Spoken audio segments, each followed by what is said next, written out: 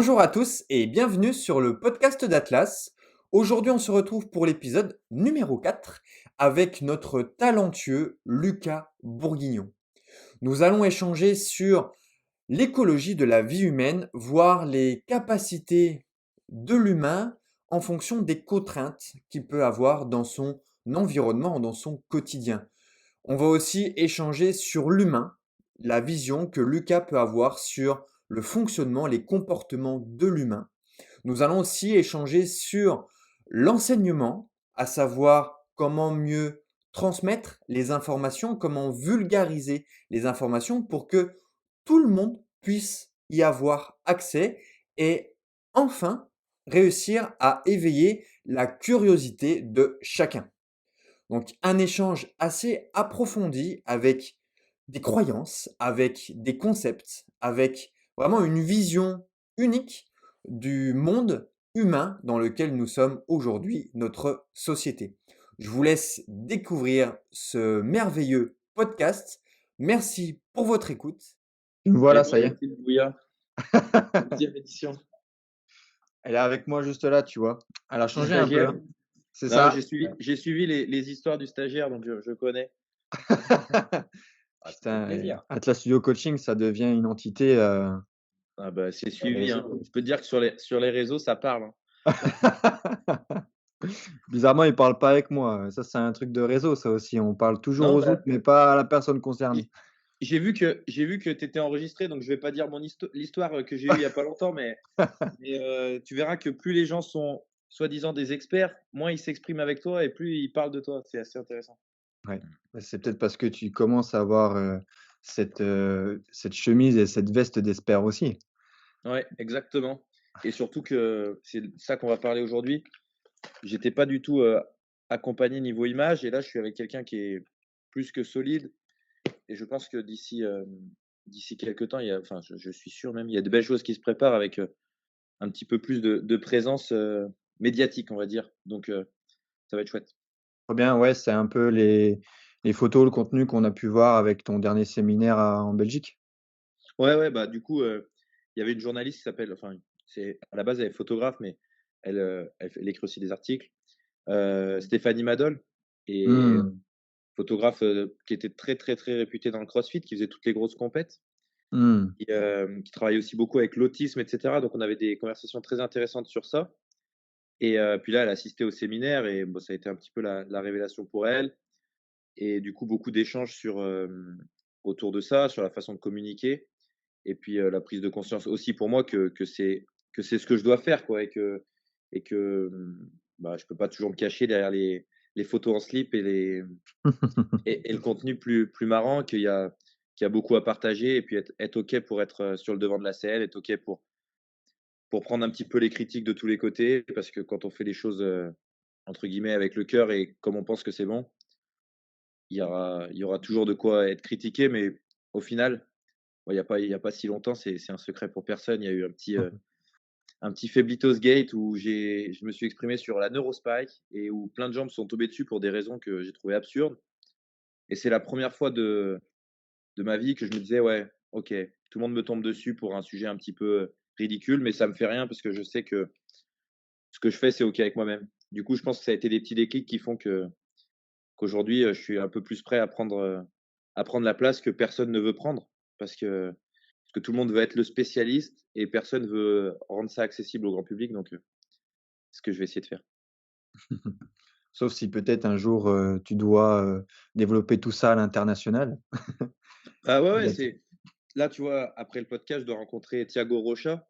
C'est, un mec qui fait de la neurologie fonctionnelle au top. Portugal, qui est un des meilleurs, dans ce qu'il fait là, qui fait des formations aussi, et bah, aux États-Unis, j'ai rencontré plein de monde. Alors il y a ce que j'ai montré sur les réseaux, et puis il y a toutes les personnes que j'ai rencontrées un petit peu en off. En Argentine, Mmh. pareil, et effectivement, bah, j'ai deux trois pistes aussi sur faire des choses ailleurs, parce qu'on fait des choses très bien en France. Il y a des choses très bien qui se font, en Irlande, il y a des choses très bien qui se font au Canada, des choses très bien aux États-Unis, et puis il y a peut-être, un lien qui est pas fait encore entre ces choses-là. Ce qui fait que quand quelque chose émerge au Canada, bah, elle met 10 ans à arriver en France, et que du coup, quand elle arrive en France, bah, c'est pas forcément perçu de la bonne façon parce qu'il y a des gens qui l'ont déjà un petit peu eu, mais pas bien.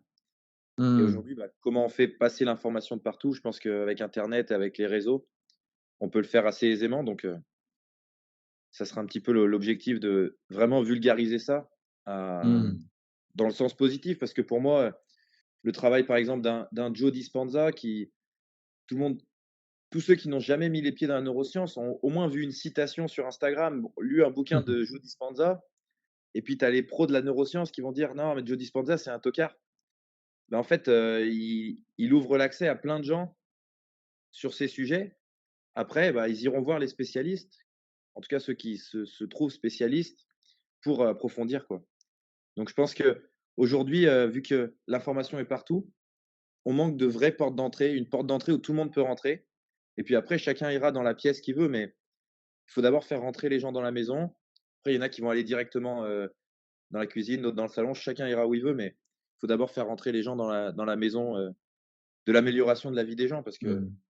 ouais, En dans fait, dans le seul petit, bémol qu'on peut avoir à tout ça, c'est que chaque, peut-être, entité ou chaque formation ou chaque, ça dépend comment on peut appeler ça, mais créer une communauté qui peut être une très belle communauté, hein. Mais après ça devient à ce qu'on se tire un peu dans les pattes et que justement on n'ait pas ce recul de se dire: «Bah, écoutez, moi je vous ai appris quelque chose, allez voir aussi ailleurs, ne croyez pas qu'en ce que moi je vous dis». Tu vois, le fait justement de remettre des choses en question qui font bien sûr leurs preuves, bah, des fois ça peut venir, toucher, je ne sais pas si on peut appeler ça l'ego des gens ou si, s'il y a quelque chose derrière, mais c'est vrai que dans le monde peut-être de la neuro et dans plein d'autres choses, hein, on le voit aussi beaucoup dans l'alimentation, les diètes où les gens, tu sais, ils vont vraiment défendre, le fait d'être végan, le fait d'être carnivore, le fait de, heu est-ce que tu penses ça c'est un truc qu'on retrouve qu'en France, vu que toi tu as voyagé ces derniers temps, c'est des choses que tu as aussi retrouvées, un dans peu, les autres pays? alors déjà, effectivement, je pense que moi, c'est dans la nature de l'être humain Mmh. et ça, c'est une phrase que parce que moi, je suis quand même le spécialiste de ce que tu as cité. Je tends à aller vers mieux, mais j'ai longtemps été comme ça aussi à ce que je fais, c'est ce qu'il y a de mieux et les autres font mal Ouais, ouais. et c'est aussi pour ça que ces derniers temps, je me suis écarté de pas mal de personnes parce que en fait, c'est des personnes qui alimentaient ça chez moi.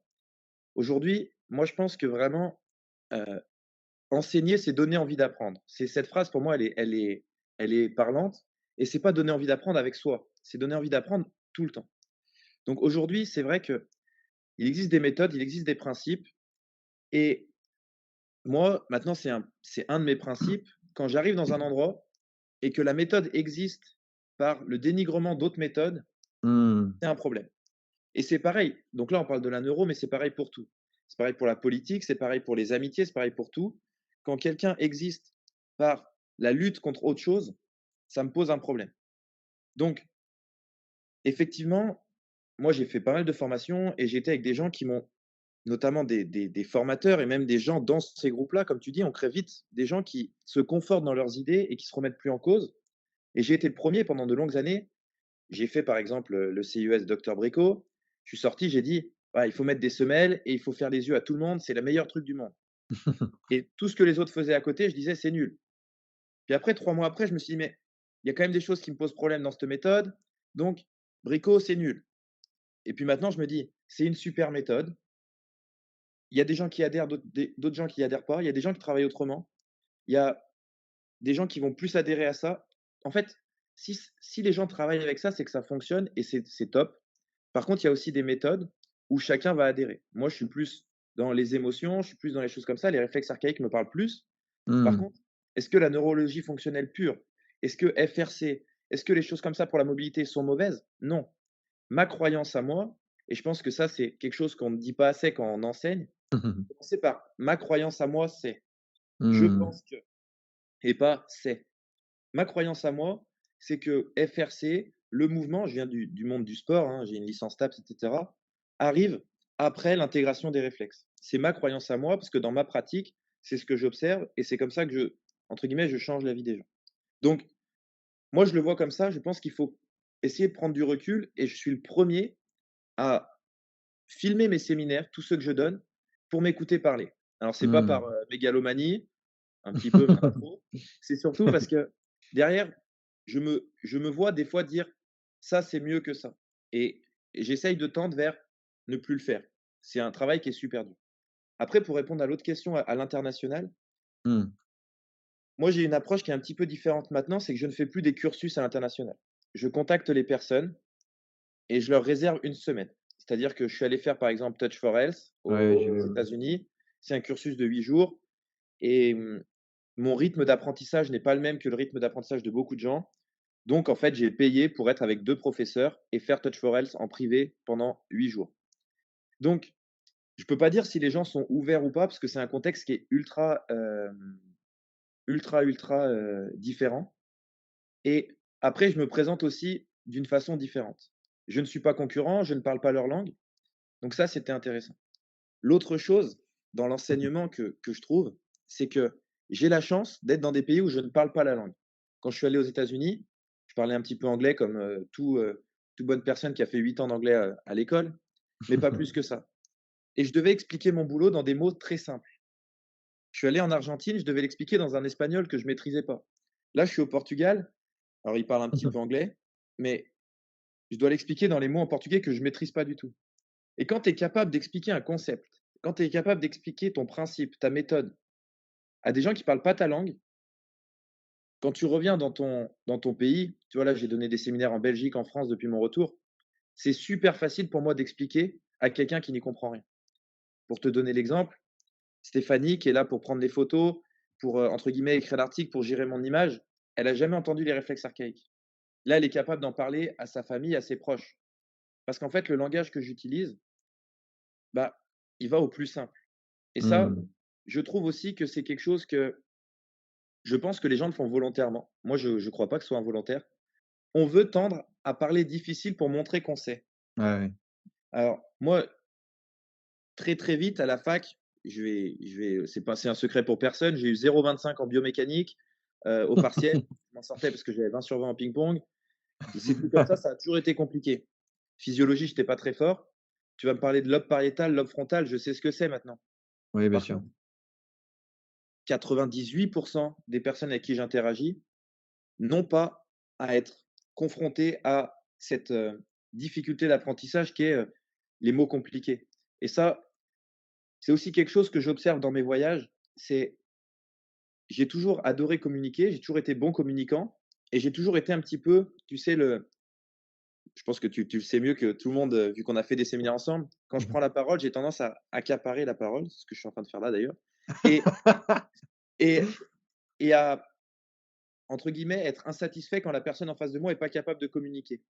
Sauf que Mmh. pendant mes voyages, c'est moi la personne qui communique mal. Donc tu t'es mis, vraiment dans la place, dans le rôle inverse, quoi. Exactement, et en Mmh. termes d'humilité, bah, j'ai vu une énorme différence entre mes séminaires que je donnais avant et ceux que je donne maintenant. J'ai vu une énorme différence entre mes relations sociales avant et maintenant. Parce qu'en fait, je pense qu'il y a beaucoup de gens, j'ai été, sportif de haut niveau en tennis de table et j'ai été entraîneur de tennis de table et je pensais que j'étais super bon. En fait, j'étais catastrophique parce que je ne comprenais pas, je me mettais pas à la place des problématiques des enfants qui n'arrivaient pas à bien jouer.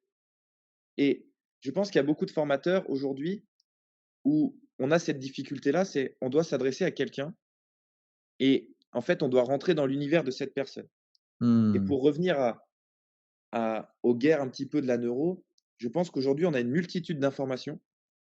Donc, on a des générations d'experts qui, eux, ont mis 30 ans pour avoir un savoir, 20 ans, 10 ans. Et nous, ce même savoir, on peut l'avoir en 2 mois. Avant, il fallait que tel magazine sorte chaque mois son article sur ça, et puis de tel article, tu lisais un bouquin que tu devais te procurer. Aujourd'hui, tu veux avoir les études sur PubMed, 3 clics. Aujourd'hui, tu veux avoir accès aux cours de ZL, Scarik, tous les trucs aux États-Unis, 3 clics. Aujourd'hui, Labo, ils font une formation, Labo Intro, c'est gratuit. Aujourd'hui, tu vas sur le compte de Andy Hens pour le basket, tu as tout son contenu gratuit. Tu vas sur, là, tu es en train de faire un podcast, sur YouTube, tu peux tout trouver. Mmh. Donc, je pense qu'aussi, il y a un contraste entre c'est exactement comme l'humain. L'humain n'a pas su s'adapter au niveau moteur au monde dans lequel il vit, c'est pour ça qu'il y a tant de stress, c'est pour ça qu'il y a autant d'inadaptés, environnementaux, et d'un autre côté, il y a aussi, bah, les inadaptés informationnels. C'est-à-dire que pour eux, et moi je l'entends tout à fait, quand tu as passé 20 ans à acquérir du savoir et à tout bâtir sur l'expérience. On l'entend souvent chez les anciennes générations. Moi, je l'ai entendu, l'année où je me suis tant formé, j'ai dû faire peut-être 20 formations. Toutes les formateurs me disaient: «Digère cette formation, heu, et fais-toi ton expérience et après tu pourras enseigner». En fait, on est une génération qui a grandi avec le téléphone, qui a grandi avec la surstimulation, plein d'informations. On est capable de traiter beaucoup plus d'informations que les générations d'avant. Est-ce que c'est bien ou mal? Moi, je mets pas de jugement là-dessus.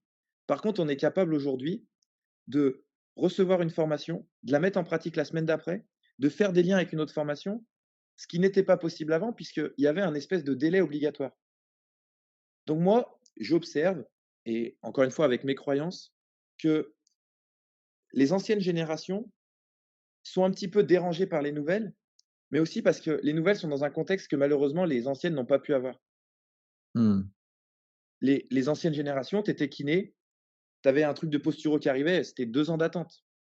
Aujourd'hui, tu veux aller faire une formation de posturo, il y en a 8 en France. Les 8 sont bien, hein. Bien sûr. Donc je pense aussi qu'au niveau des guerres, il y a ça qui s'oppose. C'est pas tant des clans des courants de pensée, c'est aussi des courants générationnels et c'est intéressant parce que quasiment toutes les fois où moi on m'a reproché des choses, ça a été de entre guillemets, «dans la façon de communiquer», qui n'est pas toujours parfaite, évidemment, qui peut heurter des gens, évidemment, mais c'est surtout ce décalage entre les personnes, ce qu'elles ressentent et les ressources qu'elles ont. Moi, je parle beaucoup de ressources et de contraintes. Quelles ressources on a dans ce monde par rapport aux générations d'avant? C'est hyper intéressant à observer. Carrément. Mais est-ce que tu penses pas justement qu'aujourd'hui, il y a un surplus d'informations qui fait qu'il peut y avoir quand même des personnes, si, elles vont pas avoir ce recul et cette humilité de prendre toutes ces connaissances et vraiment d'approfondir chaque sujet, à avoir un peu aussi des méthodes ou des sujets ou des façons de penser qui peuvent être, hem où on peut trouver un peu de tout et n'importe quoi au final, tu vois? Aujourd'hui, c'est ça le problème, je trouve, avec le problème de la surinformation. C'est que si on n'a pas cette capacité à mettre en lien et de créer du sens derrière, bon, on peut trouver des choses facilement sur les réseaux qui va aller à l'encontre du vrai message, de base. Bah, ça, c'est pour moi, c'est le risque de toute chose. Plus tu as d'accès, plus tout le monde peut y avoir accès et c'est juste qu'avant, le mec, il disait les conneries dans son PMU, il y avait 3 personnes qui l'écoutaient. Bah, maintenant, il Mmh. va dire la même chose, mais sur, Facebook et il y a 1000 personnes qui vont l'écouter et puis l'information, elle va aller plus vite. Après et encore une fois, c'est mon postulat. Moi, je pense que quand tu travailles avec des humains, c'est que tu as des valeurs humaines de partage. Je pense que la première chose, c'est comment tu es avec toi-même. C'est pour ça que j'aime tant les réflexes archaïques parce que moi, c'est ce qui aussi Mmh. m'a le plus changé. Comment tu es avec toi-même?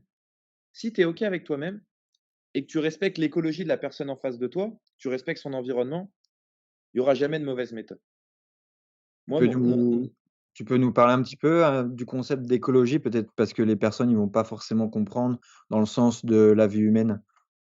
ce que moi j'appelle l'écologie de la vie humaine, c'est prendre en compte que l'humain, il a des capacités. Alors ces capacités, elles sont, physiques, mentales, sociales, monétaires, toutes ces choses-là et il a des contraintes dans la vie de tous les jours. Devoir aller travailler, la température extérieure, devoir se nourrir, la pression sociale, tout ça. Tant que les capacités de la personne sont supérieures aux contraintes, la personne va vivre une vie confortable. Tant que les contraintes sont supérieures, la personne va être dans une situation inconfortable. Et je prends l'exemple du sport, du mouvement. Toutes les blessures, c'est pas 90%, c'est 100% des blessures arrivent lorsque les contraintes ont été supérieures aux capacités de l'individu. Alors, certains vont me dire: «Oui, mais quand tu as un accident de voiture», eh ben, quand tu as un accident de voiture, les contraintes que t'ont imposé l'accident de voiture ont été supérieures à ce que à tes capacités d'accepter cette contrainte. Donc ça, c'est pour tout le monde et pour revenir au sujet qui fâche souvent, beaucoup de gens dans leur méthode utilisent des outils. Il y a les semelles, il y a les neurospikes, il y a, les lunettes de couleur, il y a, les rouleaux de massage, il y a les balles de massage et chaque fois, ça se passe comme ça. L'outil est génial. Ensuite, l'outil est remis en cause. Ensuite, l'outil est c'est nul, vraiment, vraiment très nul. Ensuite, c'est il y a un meilleur outil et ensuite on revient à cet outil en disant: «Si on l'utilise de bonne façon, c'est bien». Mais c'est pareil avec tout. C'est Mmh. pareil avec les méthodes, c'est pareil avec les consignes que tu donnes. Moi, j'ai fait une formation d'hypnose qui a aussi énormément changé ma vie et plus j'observe mes relations avec mes clients, que ça soit des élèves en séminaire ou des clients en présentiel, toutes les formations qui m'ont vraiment aidé ne sont pas des formations de contenu, mais ce sont des formations de contenant. C'est-à-dire comment je partage aux gens les choses que je sais. Aujourd'hui, pour moi, un coach sportif que certains jugeraient totalement inadapté, mauvais, qui fonctionne bien, ça me choque pas. Ce qui, moi, me choque, c'est les gens qui sont ultra compétents, qui fonctionnent mal et qui n'ont pas de clients, qui n'arrivent pas à communiquer. Parce qu'en fait, ils oublient que la première compétence dans l'accompagnement humain, que ça soit donner des formations, que ça soit c'est l'humain. C'est comment moi j'appelle ça l'intelligence sociale. Est-ce que tu es Mmh. capable, au moment où la personne a envie de parler, de la laisser parler? Au Canada, il y a Manuel Constant qui fait une formation sur la synergologie, qui est super intéressante. C'est l'étude du comportement non verbal et ça, c'est hyper intéressant. Est-ce que tu laisses la personne parler quand elle a envie? Est-ce que tu utilises un champ lexical qui est le même que la personne? Est-ce que, en fait, il faut être un petit peu un psychopathe de l'autre, dans le sens où il faut comprendre l'autre, il faut comprendre ses besoins. Et aujourd'hui, si la personne, elle vient te voir, ça arrive fréquemment, et elle a une immaturité sensorielle au niveau du pied. Mais on vit avec des gens qui mettent des chaussures H24. Donc des Mmh. immaturités sensorielles, c'est énorme. Mmh. Si tu les fais, la base de plein de gens, ça va être il faut les faire marcher pieds nus. Mais en fait, marcher pieds nus, c'est peut-être une stimulation qui est beaucoup trop forte. Quand quelqu'un arrive dans une salle de sport et la personne lui dit: «Tu fais un squat à 100 kilos», tout le monde va se dire: «Mais c'est une stimulation énorme». Donc, il va y avoir plusieurs sortes de coachs. Ceux qui vont dire à la personne: «OK, est-ce que tu peux me montrer est-ce que tu es OK pour faire un squat?» «Ouais». «Est-ce que tu peux me montrer un squat?» «OK». Et si c'est OK, on avance. Et tu as les autres qui vont se dire: «Bon, 100 kilos, c'est trop, du coup, on va mettre 50 kilos, c'est rien 50 kilos». Mais on sait pas la capacité d'acceptation de la personne. Et Mmh. c'est pareil pour tous les stimuli. C'est pareil pour tous les stimuli. Les balles, les rouleaux de massage, heu, les balles dures. À un moment, il y avait Aurélien Broussal qui mettait des balles dures et qui parlait de mobilité avec ça. Et j'étais le premier à critiquer en disant: «Bah non, il faut donner une information sensorielle, c'est la balle à picot». C'est des choses que je lui ai même dit quand il est intervenu, dans un séminaire. Mais en fait, maintenant, c'est pas je regrette, c'est juste dans mon chemin aujourd'hui, je me rends compte qu'en fait, si ça se trouve, la balle sans les picots était une meilleure stimulation sensorielle Au départ. pour la personne. Mmh. Parce qu'en fait, les picots étaient peut-être trop. Et bah, aujourd'hui, il y a Pierre Dufresne que je sais que tu connais bien, Mmh. qui travaille beaucoup sur la respi. Moi, c'est une des choses qui m'avait le plus marqué quand il était intervenu dans un des séminaires, c'était: «Ça dépend». Mais en fait, le «ça dépend», il faut l'adapter à tout Bien sûr. et surtout à la personne que tu as en face de toi. Donc pour revenir au truc de l'excès d'information, Mmh. l'excès d'information, je pense qu'aujourd'hui, il faut aussi remettre la responsabilité individuelle de chacun. Qu'est-ce que quelle information tu vas chercher? Comment tu la reçois? Et qu'est-ce que tu en fais? Et ensuite, si chaque personne est responsable de ça, quand toi tu vas être avec ton client, tu vas être responsable de l'information que tu as apprise, de l'information que tu as comprise et de l'information que tu vas transmettre. Ton client, il va être responsable d'avoir exprimé ou non ses besoins, de d'être capable ou non de prendre l'information, de s'exprimer sur sa capacité et d'accepter l'information. Et je trouve qu'on d'ailleurs, on l'entend très souvent, heu, on prend en charge les gens.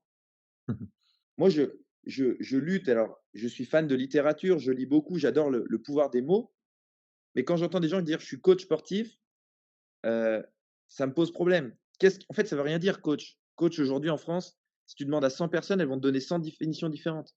Bien sûr. Quand quelqu'un dit: «Je prends en charge», bah, ça veut dire que l'autre ne fait rien. Utilisez des mots comme accompagner. Je vous accompagne. OK, Vraiment, accompagner comment dire? de quoi? Ouais, c'est une blague que j'ai fait OK. avec Malo parce qu'on a eu ce débat il y a pas longtemps justement. Savoir si on est plus accompagnant, accompagnateur, coach et cetera, Pour ça nous plaisait bien d'être dans cet aspect justement où, coach ça peut être un peu trop, c'est pas un peu trop précis, tu vois? Mais ça veut comme tu peux dire, un peu tout et rien dire et accompagnant, ce que j'aime bien, c'est sa définition qui est un peu plus globale et holistique où en fait, tu es là pour l'humain. Tu es là pour vraiment l'accompagner vers aussi son propre chemin, vers sa vérité sans, que toi tu lui, imposes des règles et lui dire: «C'est comme ça». Justement, tu lui transmets beaucoup plus que, voilà, que moi je te donne mes croyances, je te donne mes connaissances, je te donne mon expérience, mais c'est avec toi, avec tout ça, d'avoir cette envie d'apprendre et justement de faire tes propres croyances, de mélanger tout ça pour, peut-être en faire derrière une nouvelle conception des choses, une nouvelle méthode qu'on pourra ensuite, transmettre aux autres et puis grâce avec cette nouvelle méthode, ils vont pouvoir en refaire des nouvelles. C'est l'évolution quoi, en gros. Ben, moi, je suis totalement, fan de ça et encore une fois, moi, j'aime bien citer les gens qui m'ont aidé, je l'ai quasiment toujours fait. Après, je les remets aussi en cause quand je suis pas d'accord avec eux. J'ai toujours fait les 2 trucs. Heu, j'ai rencontré Kim Benour pour un séminaire aussi, donc c'est quelqu'un qui fait du développement personnel Ouais. et heu et lui, bah, pareil, il expliquait que en fait, le créer aujourd'hui ne va jamais exister. Quasiment tout a été créé ou alors 99. Donc ce qu'on fait maintenant, on appelle ça du copier-créer Mmh. et il y a des gens qui font le copier-coller et ça peut être discutable. Le contenu, ça, c'est un débat que j'ai avec certains formateurs. Il y a certains formateurs qui font des chartes: «Le contenu m'appartient, interdit de le partager». Moi, ça me pose un problème, hein, parce que je trouve que le contenu, surtout si tu veux enseigner, n'a pas à être gardé. Il y en a qui vont assumer de ce contenu vient d'ici, il y en a qui vont pas l'assumer.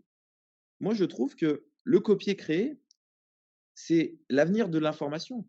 Parce que, en fait, évidemment, tu vas copier. Évidemment, tu prends un truc. Mais cette personne, il y a de grandes chances qu'elle ait aussi pris d'une autre méthode. Là, ce qu'on fait dans la neuro, ce qu'on fait des choses comme ça. Moi, des fois, je travaille avec des profs de yoga qui me disent: «Mais ça, on le fait depuis 20 ans». Mais eux, ils ont leur vision, eux, ils ont leur but et nous, on en a une autre. La médecine chinoise traditionnelle est la base de ce qu'on fait en euros plein de fois. OK, Mmh. mais du coup, ça veut dire quoi? C'est-à-dire qu'on ne peut pas l'utiliser si ça a été utilisé par quelqu'un d'autre? Non, on copie des choses qui nous paraissent bien. Moi, j'ai fait ma boulimie de formation pendant 2 ans, en France, à l'étranger, au Canada, aux États-Unis et cetera. Il y a des choses que j'ai retrouvées dans plein d'endroits. Par contre, qu'est-ce qui est bien dans une méthode? Selon moi, je le prends et imagine, tu as quelqu'un qui t'amène un principe qui te change la vie. Mmh. Bah, pour moi, tu es un criminel si tu le gardes pour toi et que tu le partages pas. Et moi, encore une fois, peut-être que mon ego est pas encore, suffisamment grand pour être touché sur ça, mais moi, quand quelqu'un sort d'un de mes séminaires et va se former chez Neuera, chez Labo RNP, mais en fait, je suis le plus heureux parce que je me dis: «J'ai enseigné, donc j'ai donné envie d'apprendre». Quand j'entends que ça vexe certains, que d'autres aillent faire d'autres formations, je me dis: «Là, on est sur quelque chose qui, pour moi, n'est pas écologique pour l'humain». Mais encore une fois, selon moi, je pense qu'aujourd'hui, le copier-créer est l'avenir de la formation. Quand je vois, par exemple, Alexis Beck, avec qui j'ai eu des gros débats au début, qui lui travaille beaucoup avec FRC, il y a des gens qui vont dire: «Il a copié 100 FRC». Mais si tu es capable de copier 100 une méthode, c'est que celui qui a inventé la méthode, celui qui l'utilise, il met rien de lui-même. Je le disais pour les coachs sportifs aussi, si tu as peur de la concurrence, quand tu travailles avec des humains, bah, c'est que ton humanité, pour moi, est remise en cause. Parce que les gens qui viennent avec moi en séminaire, ils viennent vivre une expérience avec Lucas Bourguignon. S'ils vont après en séminaire chez quelqu'un d'autre, bah, ils vont vivre une autre expérience. Et on est une somme d'expériences dans notre vie. Moi, je dis à tous les séminaires: «Allez chez Paul Landon». Parce que pour moi, Paul Landon, au-delà du fait que le contenu est incroyable, Paul et Ludivine sont des humains incroyables et je conseille à tout le monde d'aller les voir. Mais pour l'expérience de les voir et tu peux faire les réflexes. J'ai fait les réflexes chez Brico, j'ai fait les réflexes, chez Neuera, j'ai fait les réflexes avec Labo RNP, j'ai fait les réflexes dans d'autres formations, même Touch4L, on parle un petit peu des réflexes. J'ai fait les réflexes avec Institut IP d'une autre façon. Bah, je suis allé chez Paul et je me suis dit: «Oh, c'est ça, c'est cette humanité que je veux». Donc Mmh. et ça ne veut pas dire que j'aime pas les humains que sont les autres formateurs. Juste, moi, j'ai accroché avec ça parce que Paul, c'est Paul et tu pourras faire 1000 formations de réflexes, tu trouveras jamais ça. Tu trouveras pareil chez Emma Gomez. J'ai fait un cours de mouvement libre avec Emma. Je déteste ce genre de choses. J'ai adoré en partie parce que c'était Emma. Mais aujourd'hui, mettez de vous dans votre communication, mettez de vous dans vos contenus, mettez de vous dans ce que vous faites. Et puis, copiez les autres, inspirez-vous, rendez si vous avez envie, etc. Remettez en question ce que vous avez copié, etc. C'est top. Si tu copies quelque chose, que tu l'utilises et que tu te rends compte qu'il y avait des failles dans ce que tu as appris, parle-en au formateur. Remets-le en question. S'il est OK pour se remettre en question, son contenu va être meilleur dans un an. S'il Mmh. n'est pas OK, il va avoir plus personne dans ses séminaires dans un an. C'est comme ça. Donc, pour l'information, ce qui était le sujet de base, on est saturé d'informations, on est saturé de stimulation. Comment on la reçoit, comment on la digère? Mmh. Responsabilité individuelle, selon moi. Et comment toi, tu utiliserais, comment tu arriverais à stimuler justement cette humanité qu'on peut, soit perdre, soit qu'on n'a peut-être pas à la base? Je te prends l'exemple de toi où justement, tu t'es donné par exemple un challenge qui était de voyager. Ce serait sympa aussi qu'on puisse parler de ça après, savoir un petit peu les histoires, voire même les leçons, la moralité que tu as eu, de stimuler ton corps à la rencontre de l'étranger justement, aux rencontres de l'inconnu, à se mettre hors de sa zone de confort. Comment justement, pourquoi on arrive à ce constat que, même si, on a réellement peut-être envie d'aider les autres, on n'arrive pas à le faire, on n'arrive pas à se vendre, on n'arrive pas à avoir le bon discours. Alors, moi, ma théorie, elle revient à l'humanité globale. C'est que on parle Ah très ça, je suis chaud souvent, aussi. c'est que aujourd'hui, pour moi, dans tout, il y a des principes que je peux appliquer pour tout. Pour le business, pour la neuro, pour la formation, pour l'humanité. Et moi, il y a une évolution que je trouve cohérente, c'est d'abord la survie, Mmh. ensuite la sécurité, ensuite la stabilité, ensuite la performance. Et très souvent, on dit survie, stabilité, performance. Et on ne dissocie pas survie et sécurité. Pour moi, survie et Bien sécurité sûr. sont dissociables puisque tout simplement, l'exemple, il est fort. Quelqu'un qui a très très faim et qui voit, par exemple, quelque chose à manger dans un endroit dangereux, il peut être capable pour sa survie d'aller chercher ce qu'il y a à manger et mettre en danger sa sécurité. Donc pour moi, c'est des choses vraiment à différencier, survie, sécurité, stabilité, performance. Pourquoi aujourd'hui on a du mal, les humains, à interagir avec les autres? On le voit de plus en plus, hein, et je vais même prendre à l'école, phobie scolaire, harcèlement, toutes ces choses comme ça. Pourquoi ça existe? L'être humain n'a plus vraiment de danger. Avant, tu avais le danger, tu pouvais mourir de froid, tu pouvais ne plus avoir assez à manger, manquer d'eau, avoir un prédateur qui te tue, et cetera. En Europe, je vais te parler en France, il y a très, très peu de gens, on n'est pas loin du 0,01 qui connaissent ces dangers-là. Même les gens qui vivent dans la rue aujourd'hui n'ont pas les mêmes dangers que l'homme préhistorique avant. Donc, déjà, on commence à se projeter. Qu'est-ce que ça va être le jour lendemain? Il y a, pour moi, le bouquin, Sapiens de Yuri Norval est intéressant, notamment pour ça. Il commence à parler de l'agriculture et qu'à l'agriculture, on a commencé à planter des champs et à se dire: «Il faut qu'on attende pour la récolte. Vu qu'on a plus de nourriture, on peut faire plus d'enfants, mais il faudra plus de monde pour cultiver les champs» et là, on a commencé à créer de l'anxiété.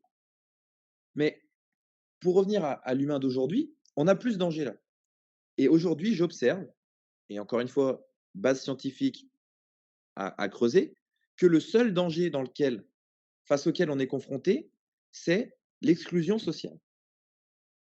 Parce qu'aujourd'hui, l'être humain, la seule chose qu'on a gardée de toute l'humanité, une des seules choses, c'est qu'on doit être en groupe pour mieux vivre. Donc, tout ce qui est lié à l'esthétique, tout ce qui est lié à ces choses-là, on entend très souvent donner les écrans aux enfants de moins de 3 ans, c'est une catastrophe. OK, c'est une catastrophe pourquoi?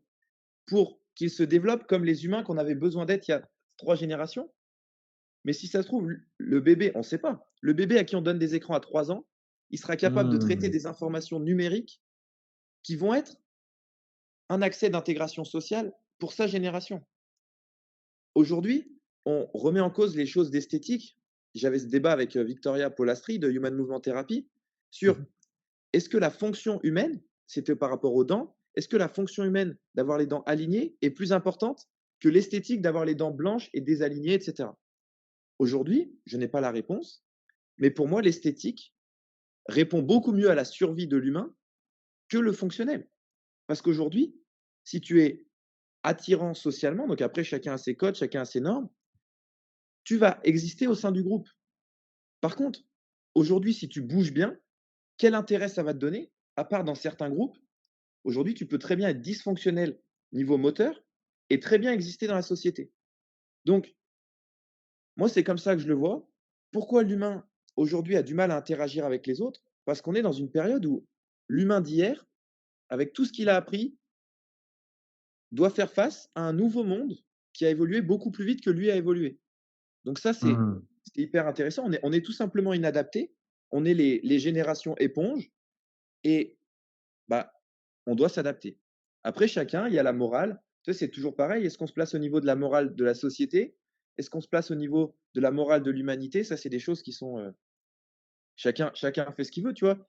Même dans ces sujets-là, essayer de rester «mon avis c'est» et pas dire que c'est un dogme, c'est dur. Parce que ça, c'est quelque chose que je dis souvent. Moi, j'ai très souvent entendu cette phrase: «Ouais, mais Lucas, quand on t'entend parler, on a l'impression que tu as toujours raison». Mais moi, je le prône parce que si je te dis quelque chose, c'est que je le pense. C'est que je pense que c'est ma vérité aujourd'hui. Donc forcément que j'y mets le cœur, forcément que j'y mets l'intensité parce que j'y crois. Par Mmh. contre, montre-moi que j'ai tort, argumente avec moi. Ça, c'est un des trucs où dans mes relations sociales, ça a été dur longtemps. Moi, le débat, pour moi, n'est pas du tout un problème.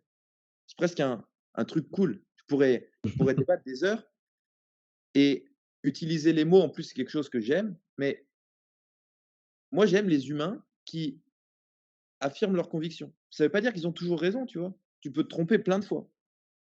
Et ça, c'est aussi peut-être quelque chose qu'on tu me demandais pourquoi les humains n'arrivent pas à interagir. C'est parce qu'en fait, vu qu'on n'autorise pas à se tromper, du coup, on préfère ne pas faire que mal faire. Ouais, ouais. Exactement comme un enfant, si on lui a dit tout le temps: «Ouais, mais ce que tu fais, c'est pas parfait», bah, il va arrêter de faire, tu vois? Mmh. Donc c'est ces paradoxes-là. C'est, certains vont dire que c'est, on donne trop de sucre aux enfants quand ils sont petits, du coup, le cerveau se développe pas bien. D'autres qui vont dire: que «C'est les écrans». Au final, je pense que chaque individu fait ce qu'il y a de mieux à l'instant présent Ça, et c'est sûr. que chaque enfant essaye de grandir dans le monde dans lequel il vit, auquel il n'est pas préparé. Et là, on revient à l'écologie de la vie humaine. Comment on augmente les capacités des enfants pour faire face aux contraintes de ce monde ou comment on réduit leurs contraintes? Et on revient aussi à des sujets comme, l'hormèse, l'antifragilité. Est-ce qu'on augmente les contraintes de façon contrôlée pour que les capacités se stimulent et grandissent? Ou est-ce que en faisant ça, je prends l'exemple du froid par exemple que toi tu connais bien, est-ce que faire du froid pour une personne, comme on le voit de partout, là c'est la grande mode, va l'aider? Ou est-ce qu'en fait juste être dehors sans son manteau, c'est déjà trop de stimulation pour elle? Bah, c'est là où pour moi tu deviens, j'aime pas le mot expert, mais tu deviens un accompagnant. C'est le coach, il va dire: «Fais le froid». Moi, en tout cas dans mon esprit, le coach, il va dire: «Fais du froid». L'accompagnant, il va dire: «Allez, on va ensemble sur le chemin pour que tu expérimentes ce que c'est le froid». Voilà la Mmh. différence et voilà pourquoi moi j'aime les gens qui accompagnent des humains. Voilà pourquoi aujourd'hui, j'ai tant de mal à vendre, heu, les coachs qui vendent des suivis en ligne où ça me choque un petit peu plus. Il y en a qui sont très bons, il y en a qui sont moins bons. Parce que je pense qu'aujourd'hui, bah, il faut se mettre en situation et moi le premier, j'ai vendu des trucs en ligne, hein, mais tous ceux à qui j'ai vendu des trucs en ligne, ça a toujours mieux fonctionné quand je les ai rencontrés en vrai. Donc le digital, l'humain, toutes ces choses-là, c'est des sujets, on pourrait en parler des heures. D'ailleurs, j'ai sorti, un suivi de 6 mois pour une perte de poids extrême. S'il y a Ouais, des gens qui sont intéressés. Non, je rigole. en ligne, Et avec un programme diététique où tu es totalement autonome. est-ce que toi, tu laisses quand même une place à l'instinct? Ce ressenti de se dire, alors que tu sais pas pourquoi, par rapport à l'échange que j'ai avec la personne, de peut-être ce que je connais et même si je sais pas, mettre de mots justement sur ce que je ressens, je pense et j'ai cet instinct de me dire que c'est ça qu'il faut pour elle. C'est c'est pas pour moi, c'est pas laisser une place, c'est quelle place on laisse aux autres choses que l'instinct. Parce que je vais te donner des exemples qui sont assez marrants. J'étais dans la salle de CrossFit au Portugal et je vois une coach qui s'entraîne. je la vois faire un squat et je vais la voir, je lui dis: «Mais t'as pas le côté droit complètement bloqué?» Et elle me dit: «Ah, c'est exactement le mot, je suis bloqué à droite depuis». Et j alors, le rationnel va dire: «Oui, j'ai observé qu'elle avait le pied droit en rotation, que du coup» et cetera. Mais à aucun moment je pense à ça. C'est quelque chose, je le ressens. Et pour le je reviens encore à ça, la formation qui m'a le plus changé en termes de développement humain, c'est la formation d'hypnose. Parce qu'en formation d'hypnose, des fois, déjà j'adhérais pas trop. J'étais très cartésien et cetera. J'ai vu des choses en formation d'hypnose avec des énergéticiens, avec des, maîtres reiki, des choses comme ça qui j'ai toujours pas encore de raison à tout ça. Mais il s'avère que je sentais des choses. Et puis en fait, en hypnose, on te dit que ton inconscient traite 1000 infos quand ton conscient en traite 100. L'exemple qu'il donne et qui est plutôt bon, c'est un jour, tu vas au boulot et puis tu changes de route par rapport à d'habitude. Tu sais pas pourquoi. Et tu dis: «Mais putain, c'est quand même fou, j'ai pas pris la même route que d'habitude». Tu arrives au bureau et tu as ton collègue qui habite à côté de chez toi qui te dit: «Pouah, j'ai pris les bouchons une demi heure à cause des travaux qu'il y avait sur telle route». Et toi, tu dis: «Ah bah, j'ai bien fait de changer de route alors». Et en fait, peut-être 3 jours avant à la radio, tu as entendu, le 24, avril, il y aura des travaux sur cette route et cetera. Mais toi, l'info, tu l'as pas captée consciemment, mais inconsciemment, tu le Mmh. sais. Donc est-ce que c'est un ressenti? Est-ce que c'est de Que c'est un l'inconscient qui a instinct. traité l'info? Mmh. Est-ce que c'est, heu, mon grand-père, par exemple, s'il touche une fracture, il sait que c'est fracturé?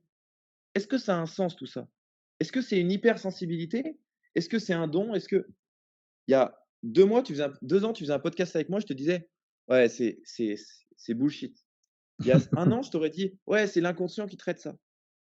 Je suis allé à faire Touch for Health aux États-Unis. J'étais dans l'État de New York, dans une ville où je me sentais pas du tout en sécurité.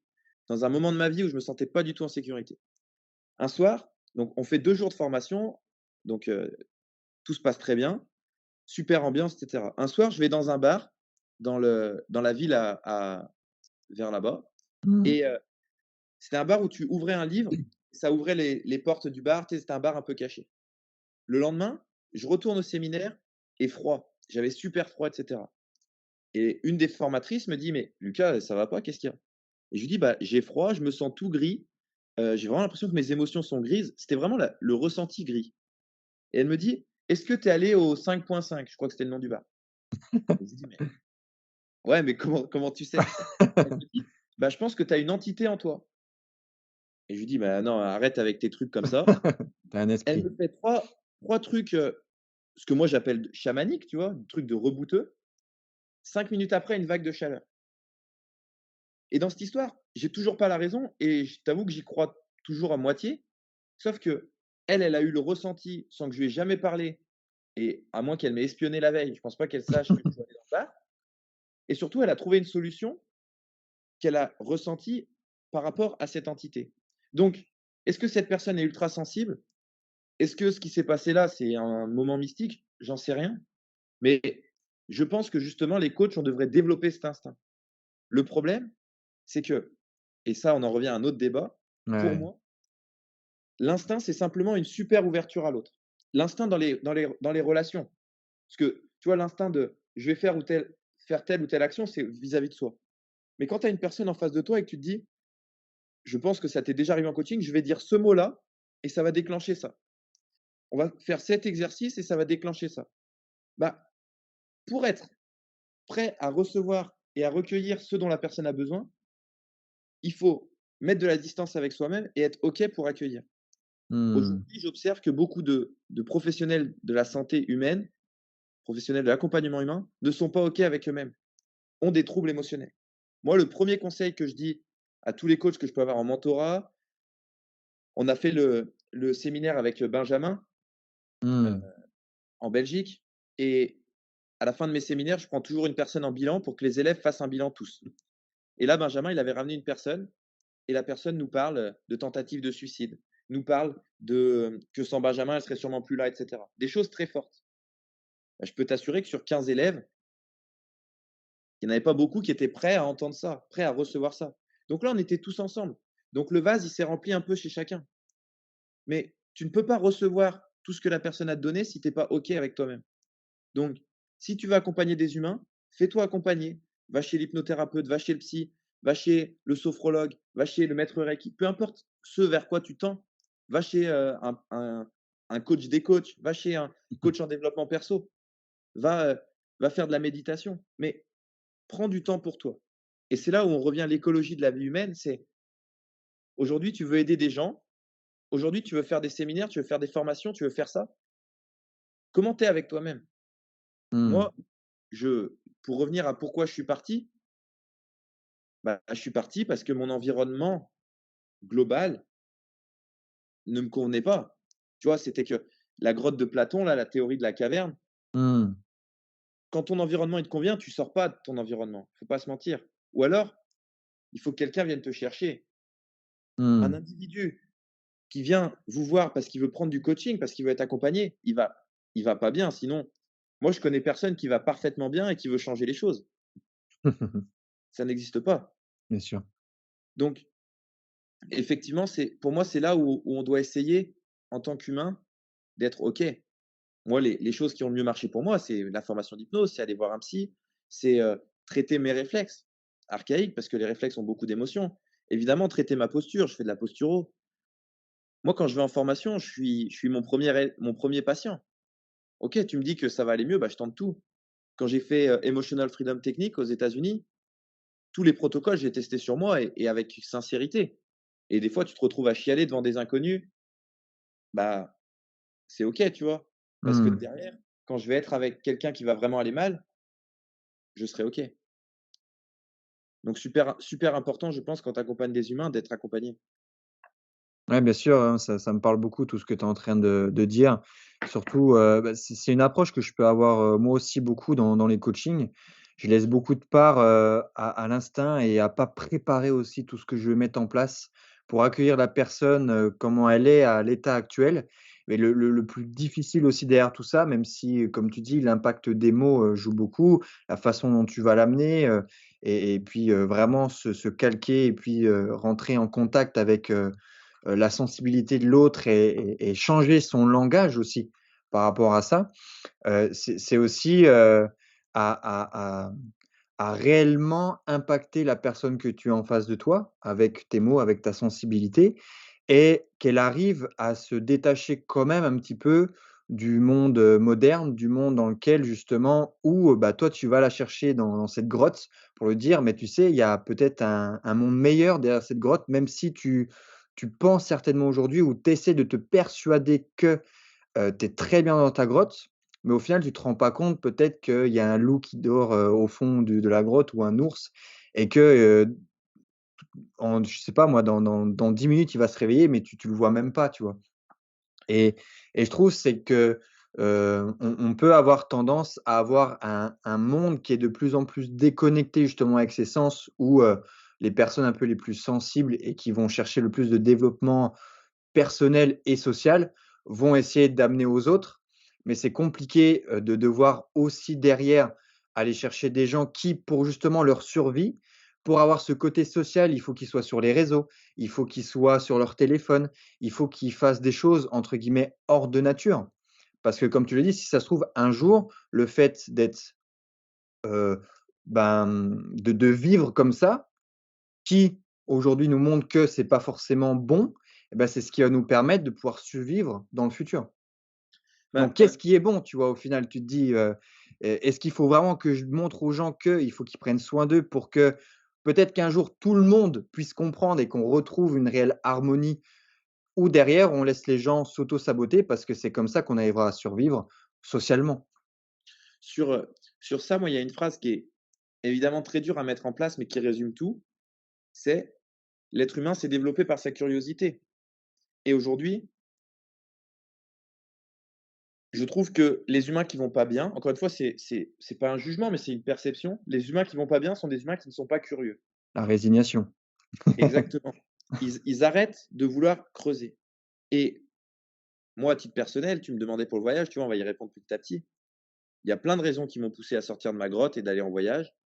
La principale, c'est la curiosité. Et on revient au réflexe. Et c'est pour ça que je te dis, ça fait 2 ans que je fonce un petit peu sur tout. Je fais de la neuro, de la posturo et je reviens beaucoup au réflexe parce que c'est mon appétence. parce que je trouve que ça lie tout.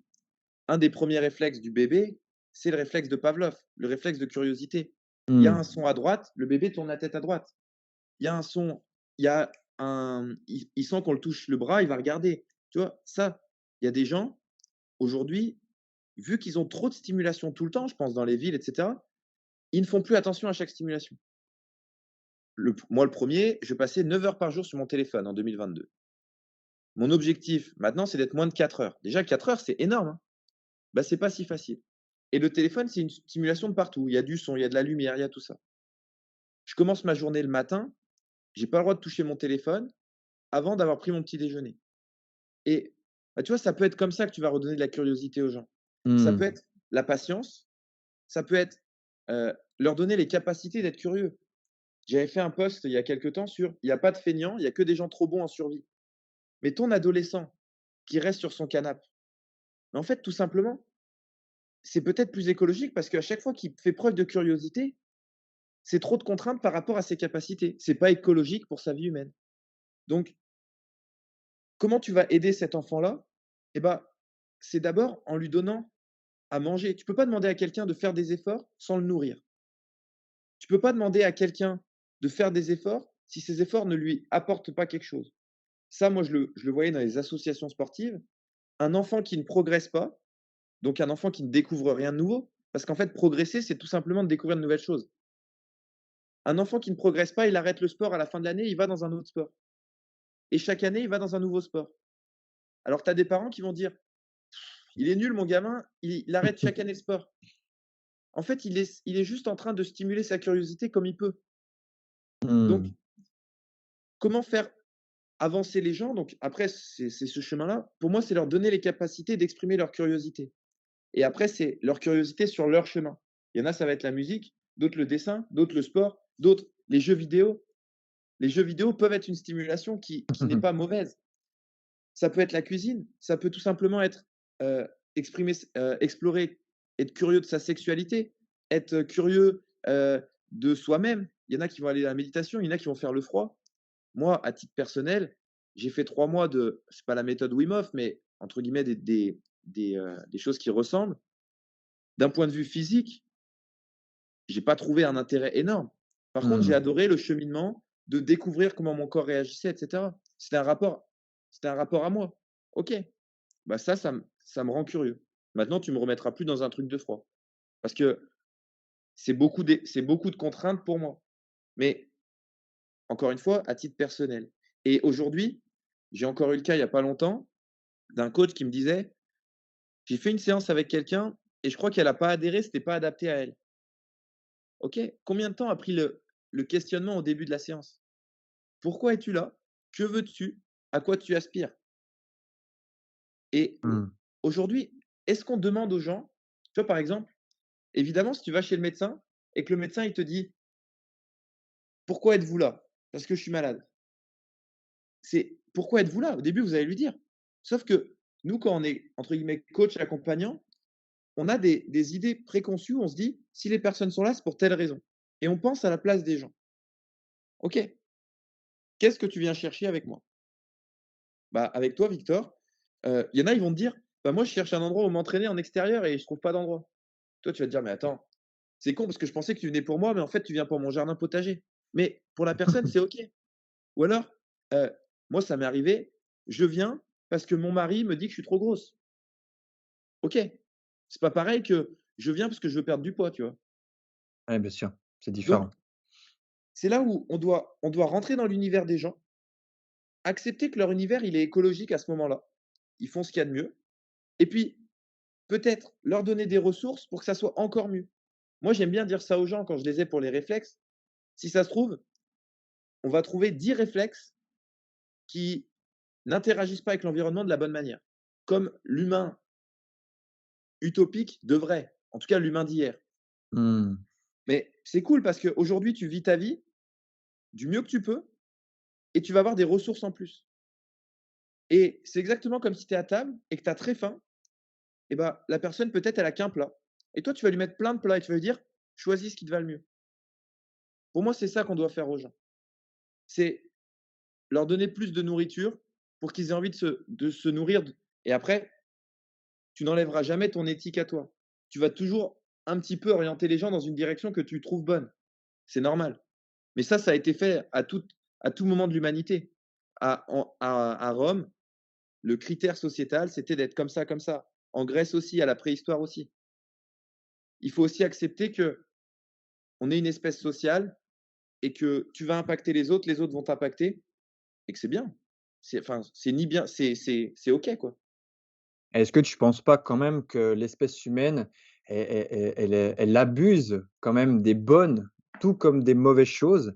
J'en reviens à la curiosité où cette curiosité, ça va avec toutes les stimulations. C'est vrai qu'aujourd'hui, on peut être surstimulé, mais pas forcément des fois dans le bon sens, tu vois? On va mettre des chaussures, donc on va peut-être avoir moins de stimulation tactile au niveau des pieds, mais par contre, on va être stimulé un peu plus au niveau du cerveau avec, tous les jeux qu'on peut avoir sur les téléphones et cetera.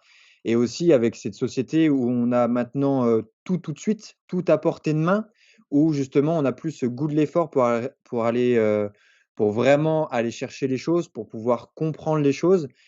Toi, il peut y avoir un espèce de paradoxe ou une contradiction sur on est curieux, mais en même temps on est surstimulé et en même temps, comme je le vois par exemple avec la nourriture où aujourd'hui, justement on a du carburant, on a beaucoup de carburant. Après, il faut voir la qualité du carburant qui doit avoir un impact sur nos décisions, mais c'est pas pour autant que justement les gens vont changer et justement, c'est là où tu te rends compte depuis qu'on a tout à portée de main, c'est là où il y a le plus de déprime, de fatigue, de personnes qui sont pas heureuses au final. Alors, déjà, moi, on pourrait tout réduire à ça, c'est heureux, pour Qu'est-ce moi, que c'est? ça, c'est une construction. Si ça, c'est une construction sociale de s'il y a une construction sociale de notre société, c'est le mot heureux. Dans le sens où, C'est du encore une fois, marketing. est-ce qu'on passe du côté de l'humanité ou de la société? L'humain heureux dans l'humanité était en danger. Parce que l'humain heureux, il cherche pas à augmenter son confort et il va se faire bouffer. Aujourd'hui, on cherche à être heureux dans la société. Il y en a pour qui être heureux, c'est l'absence de problème. Il y en a pour qui, moi, par exemple, je pense que je m'épanouis plus dans la résolution de problèmes. Donc, c'est aussi, tu vois, c'est est-ce qu'on doit chercher à être heureux? Moi, je pense sincèrement que l'anxiété, tous les sentiments négatifs viennent du futur. Tu sais, c'est vraiment, je vais pas dire Prédiction. les trucs bouddhistes et cetera, mais tout ce qu'il y a de entre guillemets, qui peut être négatif vient du futur et Mmh. d'un autre côté, moi, tout ce qui est positif vient du futur. Mes projets, c'est ce qui m'anime le plus, c'est ce qui me fait vibrer. Encore une fois, je pense qu'on est les générations tampons entre l'humanité et la société. Je pense qu'effectivement, on arrive potentiellement à la fin de l'humanité, si on prend sur le long terme. Ça sera peut-être dans 1000 ans, mais 1000 ans, c'est rien. On arrive à la fin de l'humanité parce qu'il aura fallu reconstruire. Il y en a qui vont dire: «Il faut profiter de tous les plaisirs», il y en a qui vont dire: «Il faut être patient». La vraie question, c'est quelle est la situation. Encore une fois, on parle de gens qu'on accompagne, on parle de nous. Bien sûr. Pour moi, il y a le bonheur est dans le chemin. En tout cas, le bonheur, c'est une direction. C'est comme ça que je dirais. Le bonheur, c'est une direction. Tu es dans une situation A, tu as tout ce que tu es heureux comme tu es, tu vas aller vers une direction B qui te paraît mieux. Et puis, pour moi, c'est pareil avec la personne qui vient te voir en séance. Et on revient à ce que je disais sur tout est bien. La personne, elle vient te voir en séance. Elle est en situation A. Elle vient te voir parce que elle, ce qui lui pose problème, j'adore cet exemple. Ce qui lui pose problème, c'est qu'elle a mal au dos. Toi, ce que tu veux, c'est l'amener à la situation B, elle a moins mal au dos. Puis peut-être la situation C, elle a plus du tout mal au dos. Ça, c'est son chemin à elle. Mmh. Quand une personne arrive et qu'elle a mal au dos et qu'elle est en énorme surpoids, 80% des coachs vont se dire: «Ah, il faut que je lui fasse perdre du poids». Mais c'est pas son chemin à elle. Son chemin, c'est: «J'ai mal au dos». Tu vois, c'est là où il faut qu'on accepte le chemin des autres. C'est pour moi l'exemple le plus parlant. Et puis après, pour toi, bah, c'est pareil. Aujourd'hui, moi, Lucas, je suis en situation A. Je suis bien dans ma vie, mais qu'est-ce que le mais? Bah, le mais, c'est, je me sens plus très bien à Paris parce que j'ai eu une rupture, parce que ça me rappelle des choses négatives et cetera. OK. Comment tu peux avoir la situation B? Bah, je vais voyager. OK. Tu arrives à B, quel est le constat aujourd'hui? C'est mieux que A ou c'est moins bien? Pour l'instant, c'est mieux. OK, donc on sait déjà qu'on retourne pas à A. Maintenant, est-ce que ça peut encore être mieux? Bah ouais, parce que là, je fais ça, mais je suis dans un pays, les États-Unis, où je suis pas en accord avec plein de choses, la nourriture, elle est pas bonne. OK. Comment je peux faire pour aller à un autre point? Et ben, je vais dans un autre pays. Ah, en Argentine, comment tu te sens? Ah, je me sens beaucoup mieux, j'aime beaucoup mieux la philosophie des gens. OK. Et tu vois, tu fais des choses comme ça. Et peu importe ce qu'on fait quand on accompagne des humains, nous, tout ce qu'on peut faire, c'est observer leur situation A, la questionner, leur demander quelle est la situation B et proposer notre aide pour les accompagner. Mmh. On peut rien faire de plus. Si des gens, la situation A, pour toi, elle te paraît affreuse, si ça se trouve, pour eux, elle est tout à fait OK.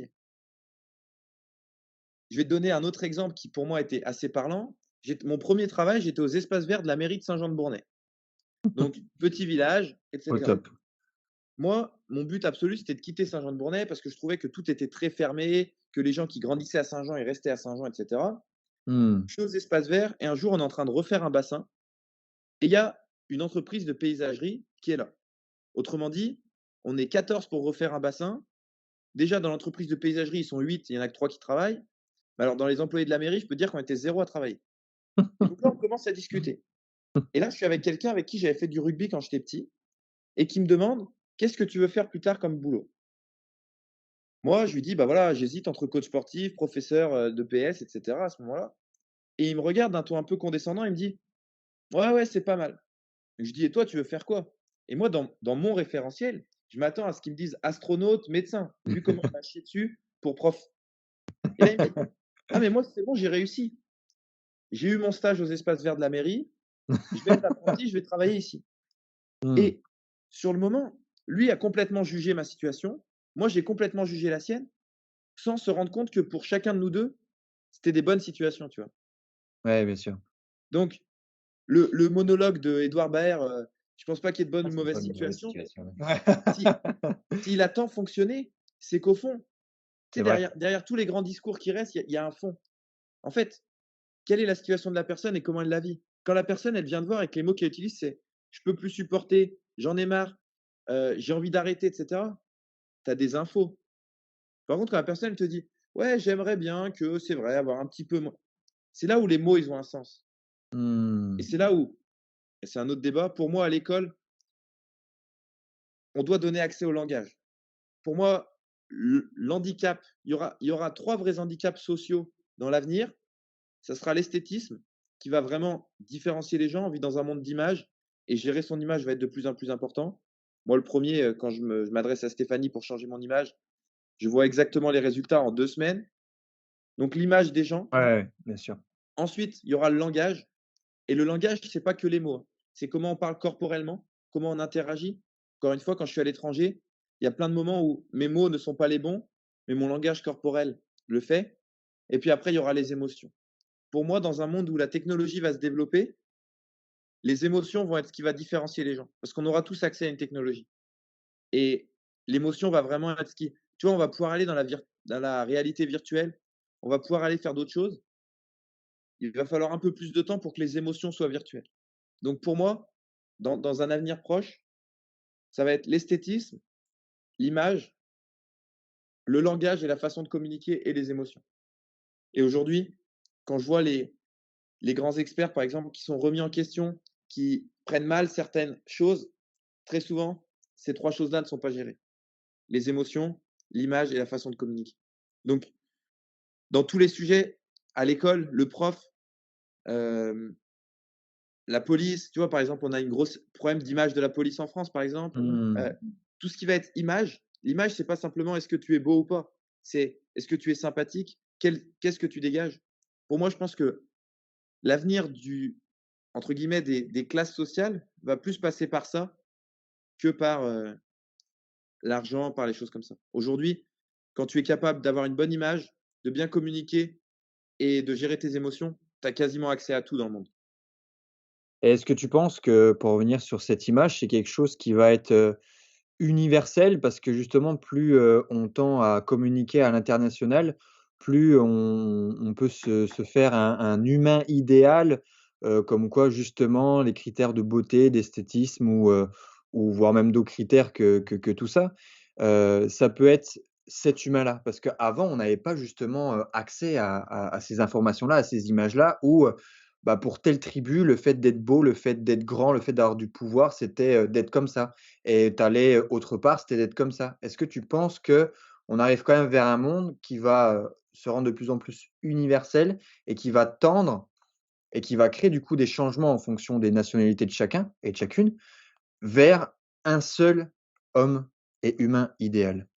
Pour moi, ça sera toujours une question de groupe et encore une fois, quand tu étais dans l'humanité avant, tu sais, on parle beaucoup de racisme, on parle beaucoup de d'intolérance et cetera maintenant. L'être humain et encore une fois, c'est peut-être une croyance forte et qui va faire parler, mais moi je pense qu'on a tous tendance à être intolérants et discriminants envers les gens qui nous ressemblent pas et on a tous tendance à se conformer avec des gens qui nous ressemblent. Donc, il y aura toujours le groupe. Par contre, la notion de groupe, elle est remise en cause. Est-ce qu'avant mon groupe, c'était mon village. Maintenant, mon groupe, bah, tu vois, par exemple, moi, les gens avec qui j'échange sur la neuroscience, sur les réflexes, Mmh. j'ai un groupe. Est-ce que je les vois très souvent? Non. Par contre, je m'affilie à un groupe.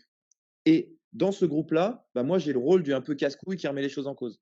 Donc, mon image, elle est comme ça. Et puis, tu vois, dans un autre groupe, il y a le gourou, il a l'image du mec parfait, et cetera, et puis les adeptes. Dans d'autres, l'image, elle va aller jusqu'à plein de choses maintenant. Tes convictions vont être ton image. Aujourd'hui, le féminisme, aujourd'hui, est un courant où, bah, aujourd'hui, s'exprimer en tant que féministe, dans certains groupes, va te mettre à l'écart et dans certains groupes, va te mettre en avant. L'être humain fait est fait, en tout cas, pour exister dans le groupe. Donc il y a beaucoup de personnes qui vont se créer une image pour interagir avec un groupe. Après, quel est le groupe? Les gens qui sont, par exemple, malmenés à l'école, ont parfois un autre groupe hors de l'école. Ça peut être souvent on entend sur les jeux vidéo, ils ont leur groupe ailleurs. Ça peut être, par la lecture, ça peut être par en fait, on va se chercher un groupe à nous pour se conformer et se conformer à ce groupe. Donc je pense pas qu'il y aura d'humain idéal. Par contre, je pense qu'il y aura des critères de société. Moi, je l'ai aussi vécu quand j'étais à Narbonne. Je m'entraînais 2 fois par jour, je faisais mon petit régime zone, j'étais bodybuildé, j'étais sur la plage avec les sauveteurs, très, très, très conforme au groupe. Un petit peu, tu vois, le leader, et cetera, c'était bien. Je suis arrivé à Paris, j'ai fait 3 coachings où des chefs d'entreprise m'ont dit: «Mais moi, je veux surtout pas être comme toi». J'ai compris que être bodybuildé, bronzé à Paris, me faisait passer un peu pour un tocard. Donc quelque chose dans un groupe qui est valorisé, ne le sera pas Mmh. dans un autre. Et ça, Mmh. aujourd'hui, si on a accès, tu vois, on en revenait qu'on n'a pas vraiment de danger. L'autre fois, j'ai vu un réel de quelqu'un qui a fait surréagir tout le monde. Il disait: «Mais bien sûr que vous êtes végan, vu que vous n'avez pas faim. Le jour où vous aurez faim, vous le mangerez votre steak». Et donc il avait dit cette phrase qui évidemment a été reprise de partout, Ah, mais ça, mais c'est sûr. pour pour moi, au-delà du véganisme, je mets pas de jugement sur ce sujet, mais dès le moment où on a le choix, c'est parce que notre survie, elle est pas en danger. Encore une fois, quand on est en train de se demander: «Est-ce que je veux être performant en sport?» Tu vois? On prenait les 4 trucs. «Je veux être stable dans ma vie». Quand on pense à ça, bah, c'est parce qu'on C'est a qu'on l'est déjà. voilà, la survie, la sécurité, c'est OK. Maintenant, comment on se conforte au groupe? Et moi, je pense qu'on est dans une étape où la pyramide de Maslow, elle est en train d'être un petit peu remis de côté. Parce que les besoins physiologiques sont parfois presque moins importants que les besoins sociaux maintenant. Aujourd'hui, Mmh. j'ai encore croisé à Porto quelqu'un qui Mmh. vivait dans la rue mais avec un iPhone 13. Mmh. Ça, pour moi, c'est un bel exemple. C'est-à-dire que sa Ah ouais. sécurité, son toit, son environnement est moins important que comment il interagit avec le monde. Et peut-être que pour lui, ça lui apporte plus parce que tu sais pas, ça se trouve, il travaille avec son iPhone, tu sais pas. Mais son environnement n'est pas le bon. Donc, moi, je pense pas qu'il y aura un humain idéal. Par contre, je pense qu'il y a des humains qui s'adaptent beaucoup mieux à leur environnement. Et d'ailleurs, c'est une des définitions de l'intelligence que je préfère, la capacité d'un individu à s'adapter à son environnement. Mais son environnement, avant, c'était la nature. Maintenant, son environnement, c'est les réseaux sociaux, la nature, sa famille, heu, son groupe au travail, et cetera. Ouais, c'est sûr, c'est des choses que je parlais justement avec, bah, tu connais bien Patrick, de la ferme, qui est à côté de chez moi, de l'arbre à poules, qui disait que c'est vrai qu'aujourd'hui, ils peuvent avoir de plus en plus de mal à justement, faire fonctionner comme il faut la ferme parce que les gens, ils vont avoir plus tendance Comme il disait, à l'époque, il y avait 80 des revenus qui allaient sur l'alimentation et les besoins primaires, 20 sur le loisir et aujourd'hui, ça a complètement balancé, basculé, où maintenant les gens, ils vont dépenser 20 dans la nourriture. C'est pour ça qu'ils vont aller chercher au moins cher, dans les plus grandes surfaces et cetera. Vraiment, cette course au moins cher et derrière 80 pour les loisirs. Ouais, bah, aujourd'hui, moi, j'avais ce débat et c'est quelque chose que je prends souvent, moi, un petit peu dans la tête et qui me fait réagir parce que mon mon fonctionnement n'est pas parfait, je l'entends. Heu, Qu'est-ce que tu vas chercher quand tu voyages? Alors tu vas chercher des stimulations. Moi, moralement, je me conforte sur le fait que j'aide des gens dans d'autres pays qui n'auraient pas accès à ce que je fais ailleurs. J'apprends des choses, je me respecte moi. Mais d'un autre côté, est-ce que je suis pas en train de vouloir exister aux yeux des autres en disant: «Vous voyez, je voyage, je fais ça»? Mmh. Sûrement aussi. Sûrement que ma légitimité une partie de ma légitimité aujourd'hui, pour beaucoup de gens, bah, elle est pas, comme on disait tout à l'heure, sur mes 20 ans d'expérience, elle est plutôt sur ma capacité rapide à m'être adapté à cet environnement. Beaucoup de gens, notamment sur les neuros, sur les réflexes archaïques, me disent, heu alors il y en a qui vont me dire: «Mais pourquoi tu fais des séminaires alors que ça fait qu'1 an que tu es dessus?» Et il y en a qui Mmh. vont me dire: «Moi, je trouve ça génial que ça fait qu'1 an que tu es dessus, tu es capable de donner des séminaires, les gens soient contents, les gens rentrent dans le sujet et cetera». Donc en fait, chacun va penser ce qu'il veut, mais est-ce que ma légitimité, elle vient pas du fait que les gens, ils m'observent, maîtriser cet environnement? Moi, j'ai toujours dit, j'ai travaillé sur les plages, 1 an après, j'étais chef de poste.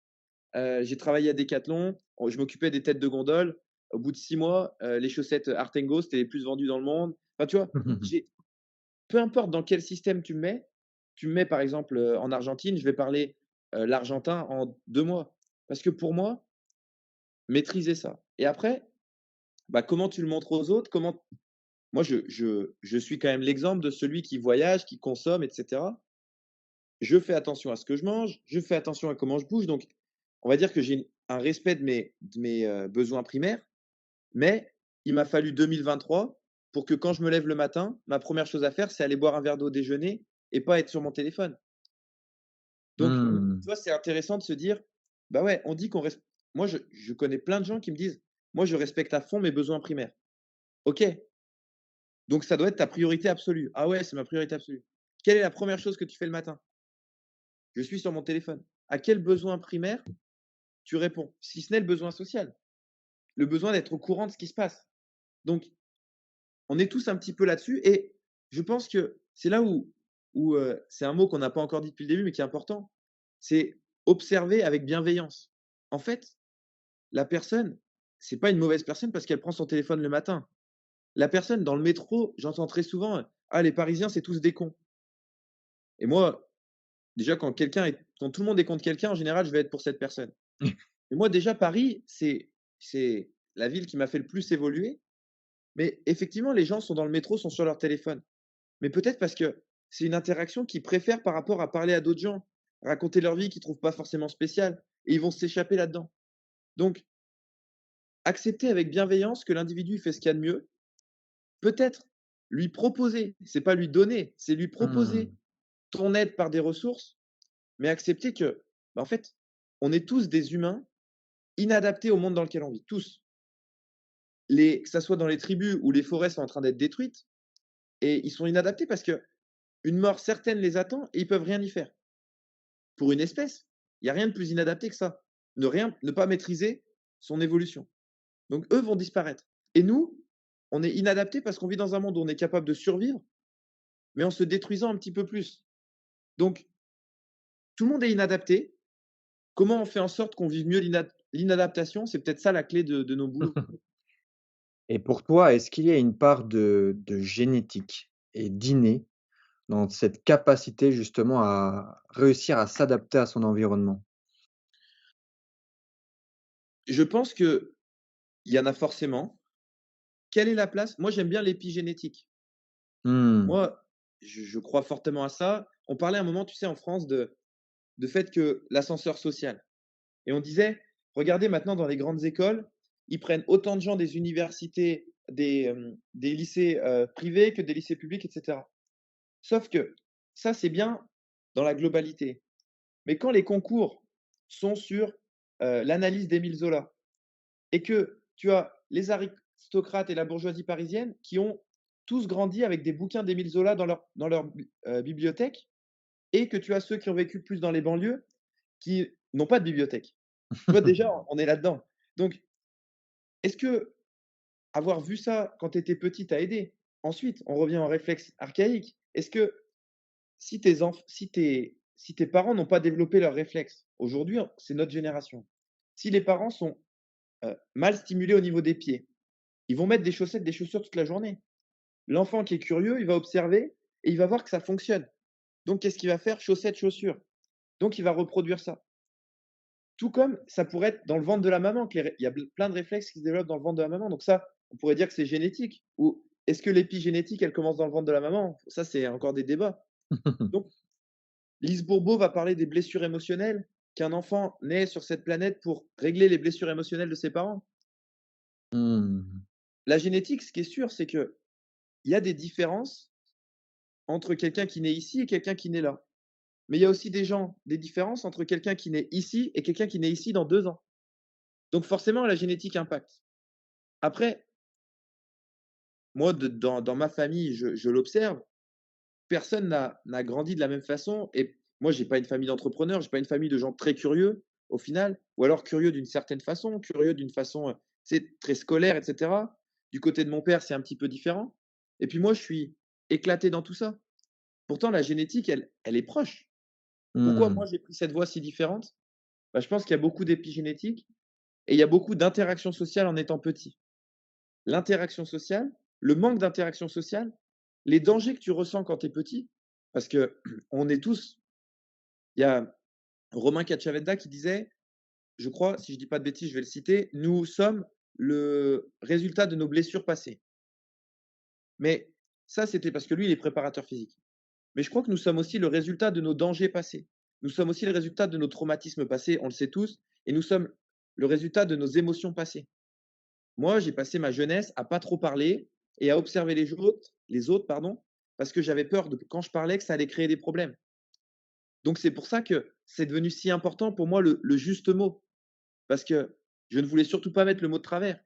C'est aussi pour ça que j'ai développé cette sensibilité et cette sensitivité à lire les gens. Mais ça, est-ce que c'est génétique? Bah oui, moi je suis né, j'ai un QI surdéveloppé. Est-ce que mon QI a été développé par mon épigénétique ou la génétique? Bah, un peu des 2, mais beaucoup de génétique quand même. Par contre, derrière, l'épigénétique, elle te façonne beaucoup. Moi, je serais curieux, bah, tu le sais maintenant, si tu fais ramper un enfant, on le sait tous. Tu fais ramper Mmh. un enfant, tu le fais faire à 4 pattes, tu le fais marcher. Comment il va évoluer? Et puis maintenant, on peut mesurer l'influence des gènes et on se rend compte que les gènes peuvent être modifiés en mode, dans la vie. Donc la génétique, oui, mais la génétique ne s'arrête pas avant la naissance. Mmh. C'est mon avis. Ah, c'est top, merci Lucas, hein, pour ces échanges et puis, ces réflexions, cette façon de penser. Je pense que ça va plaire, à pas mal de personnes de pouvoir, se poser toutes ces questions-là. Rendre curieux justement, retrouver cette curiosité, d'en apprendre plus, mais dans le domaine, hein, ou dans les domaines ou sur la vie même, en elle-même. On n'est pas obligé d'essayer d'être le supra spécialiste, et justement après partir dans des discours ou un langage où on va toujours mettre les choses compliquées pour, montrer l'image. On en parlait aussi beaucoup de l'image aujourd'hui. C'est vrai que si tu parles pas avec des mots compliqués, des mots scientifiques, si tu as pas une blouse blanche ou un beau costume, tu peux, ça va être un peu plus difficile, mais comme tu le dis, c'est aussi un critère social. Donc c'est quelque chose de normal. Si tu veux faire, partie de ton environnement, il faut peut-être, s'accommoder aux normes que nous contraint, c'est un peu une contrainte, cet environnement-là pour pouvoir, survivre ou pour pouvoir justement aller jusqu'au chemin B. Il y a toujours des obstacles, il faut savoir franchir les obstacles pour trouver l'amélioration. Après ça, c'est, Et il y a aussi quelque chose qui est pour moi, parlant. On pousse les gens à être spécialistes. On pousse les gens, par exemple, il fait du sport, il faut qu'il soit bon dans ce sport. Mais, comme je te disais, pour moi, la curiosité, tu me donnes 2 mois et je vais découvrir, maîtriser un système à 80. Tu sais, c'est la dose minimale d'effort. Mmh. 2 mois, 80 et je vais kiffer. Zéro effort. Par contre, si tu me demandes d'aller chercher les 20 en plus, ça m'intéresse pas trop parce que c'est pas ce qui m'intéresse. Bah, moi, c'est ce que je fais avec la neuro et je suis OK avec ça. C'est ce que je fais avec les réflexes archaïques. C'est ce que je fais avec plein de gens. Moi, j'accepte de rester à ma place de je suis pas le spécialiste. Je suis juste quelqu'un qui est curieux de tout, qui a fait un mix de tout ça et qui a trouvé quelque chose qui aidait les gens en grande partie. Et ça, par exemple, moi, je peux te donner 10 noms de spécialistes avec qui je travaille. Quand j'étais à Paris et que j'éprouvais une difficulté en posturologie, parce que ça arrivait dans mes 20 que je ne savais pas, j'envoyais chez Vincent Estignard, j'envoyais chez Philippe Léchlard. Quand, toi, je sais que tu fais un bilan avec elle, quand quelque chose est très précis, Victoria, c'est de la bombe atomique, c'est ultra précis. Par contre, est-ce que je vais envoyer le profil de Victoria à quelqu'un de ma famille pour rentrer dans le sujet? Bah, pas forcément. Est-ce que Major Mouvement, qui est tant critiqué, est-ce que Major Mouvement est un tocard? Il y a 2 ans, je t'aurais dit: «Oui, 100 il dit des trucs, c'est pas vrai». En fait, il rend accessible à des gens et il faut accepter que dans notre monde, il y a des gens qui vont être super précis et il y a des gens qui vont faire ce que moi j'appelle de la masse. Exactement comme dans une association, tu as l'entraîneur qui entraîne tous les petits et puis quand un petit devient un peu plus fort, il passe avec l'entraîneur au niveau. Mais c'est OK et l'entraîneur au niveau est pas meilleur que l'entraîneur de la masse. Bah, c'est pareil pour tous les sujets. Il faut accepter qu'il y a des gens qui vont être très curieux des 80 d'un domaine, qui vont par exemple prendre des séances avec toi. Tu te dis: «Ah, ce mec-là, il a un potentiel de ouf». Et puis Mmh. quand il arrive à être bien, il va te dire: «J'arrête». Et toi, tu vas dire: «Mais c'est trop dommage, tu pourrais vraiment». Mais lui, il veut pas. Donc, je pense qu'il faut aussi qu'on accepte, comme tu disais, d'être curieux de domaine, échanger de domaine et être curieux et y revenir. Et c'est OK. Ne pas forcément aller au bout des choses. C'est un truc qu'on, quand quelqu'un, on lui dit: «Ah, lui, c'est quelqu'un qui va pas au bout des choses». C'est hyper négatif. J'ai jamais entendu quelqu'un le dire de façon positive. Mais ça veut peut-être dire que, ouais, c'est quelqu'un qui va pas au bout des choses. Du coup, il a du temps pour voir d'autres choses. Et tu vois, c'est un peu un renversement de choses. Donc, effectivement, soyez curieux, apprenez. Si vous essayez, avant, je disais, mais les gens qui font une formation qui vont pas jusqu'au niveau 3, ça craint vraiment. Non. OK, maintenant, je suis beaucoup plus OK avec ça. Soyons curieux, c'est vraiment le truc. Curieux, bienveillant et en général, ton écologie de vie humaine, elle est quand même bien améliorée. Mmh. Top. Bon alors quels sont, tes projets? Qu'est-ce que tu envisages de faire là, prochainement? Je sais que tu es à Porto, qui est-ce que justement tu rentres, dans une nouvelle formation ou, et même toi, qu'est-ce que tu comptes développer peut-être, pour l'accompagnement justement de l'humain? Alors, aujourd'hui, effectivement, je suis à Porto, normalement jusqu'au 1er mars. Le but, c'était d'aller au Brésil pour aller voir ce que c'est un petit peu le carnaval là-bas, mais je crois que c'est fin avril cette année, donc ça va peut-être un peu décalé. Le projet, perso, c'est d'apprendre une nouvelle langue tous les 3 mois, donc ça sera sûrement l'italien après et surtout, ça me permet de prendre de la distance où je suis à Porto pour tout ce que je fais en France. Parce qu'aujourd'hui, il y a un gros projet de séminaire et de conférence qui est en train de se mettre en place, donc avec quelqu'un qui gère mon image, avec de très bons contacts et de belles choses. Je ne sais pas quand va être sorti ce podcast, donc je ne peux pas encore dire les dates précises, mais de très belles choses qui arrivent, dans le sud de la France, à l'étranger aussi, dans d'autres pays d'Europe.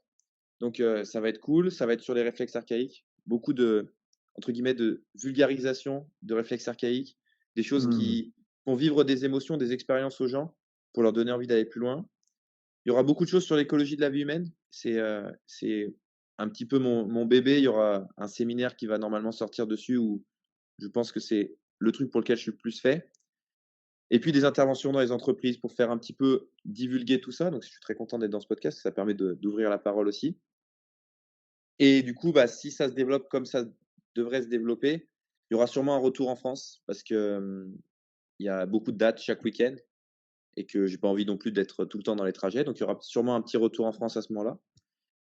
Voilà, donc en tout cas en Europe les mois qui arrivent et puis c'est surtout ça les projets, continuer de peut-être de me former. Je te dis, je rencontre, Thiago Rocha là, le portugais.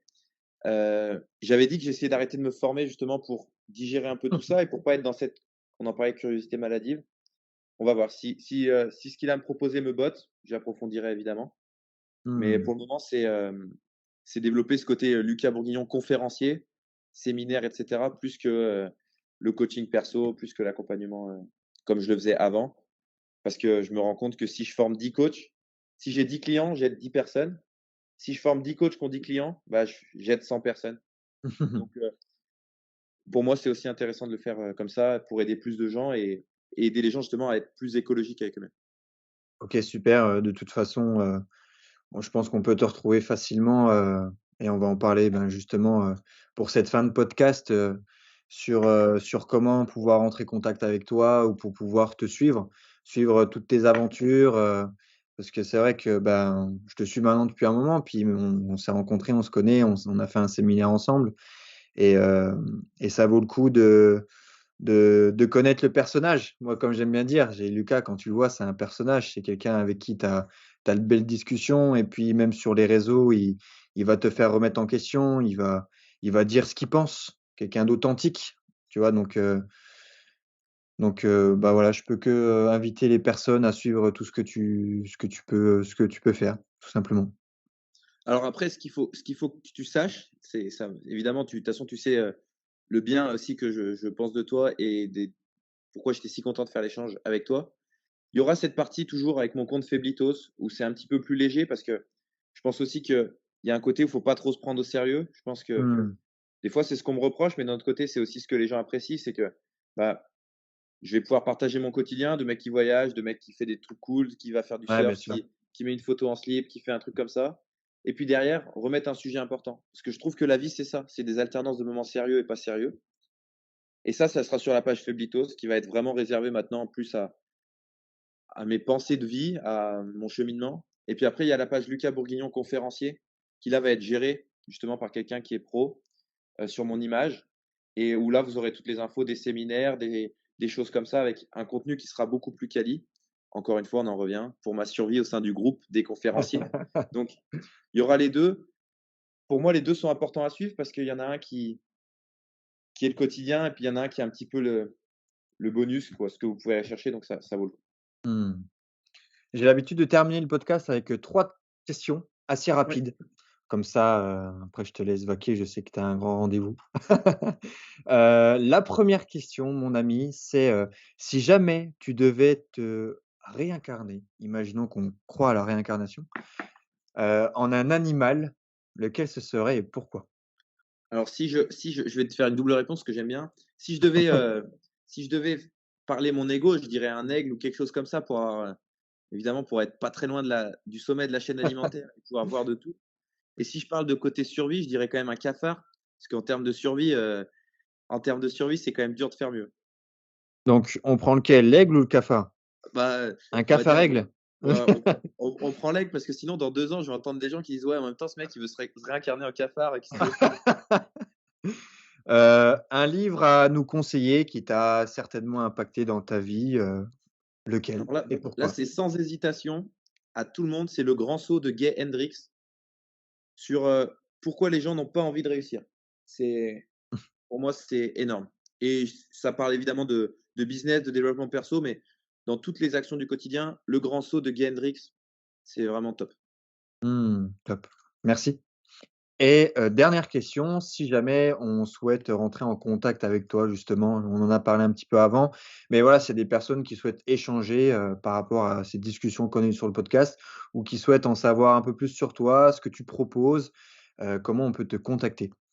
Alors, le plus simple maintenant, il y a beaucoup de gens qui ont Instagram, donc c'est Feblitos, de toute façon tu mettras le Ouais. lien sur le podcast et Lucas Bourguignon conférencier, donc c'est Lucas-Bourguignon-conférencier.